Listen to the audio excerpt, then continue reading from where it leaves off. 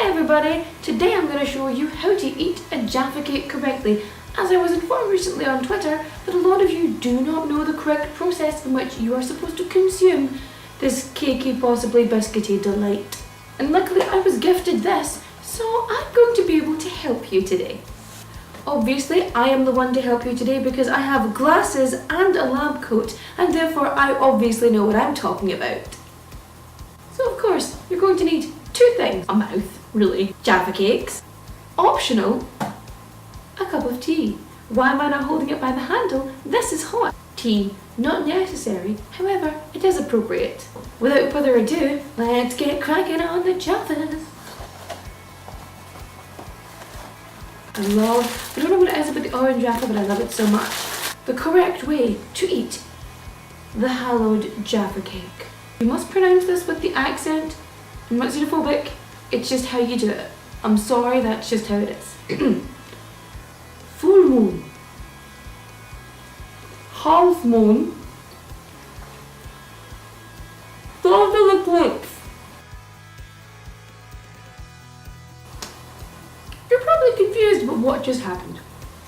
So, you have to say full moon, half moon.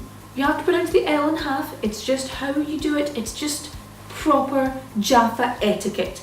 It's just how it goes.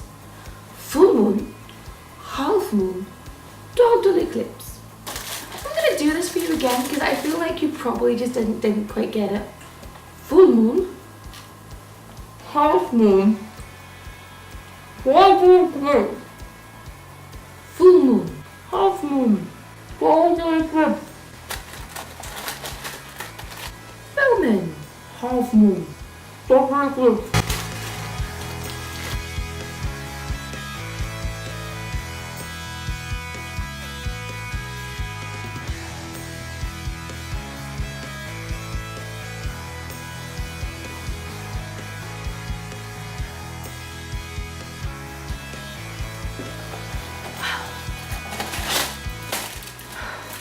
Well, when you have consumed all of your Jaffa cakes, you are done. But only once you have finished every single last one of them. And now, if you have any tea left, enjoy. Don't forget, if you liked this instructional video, don't forget to like the video and share it with all your friends, just so they understand exactly what they're doing wrong when it comes to Jaffa cake consumption. And you can subscribe to my channel to see me make things and possibly show you how to eat other foods. I don't know. I don't know what you know. Just comment and tell me what you want to do.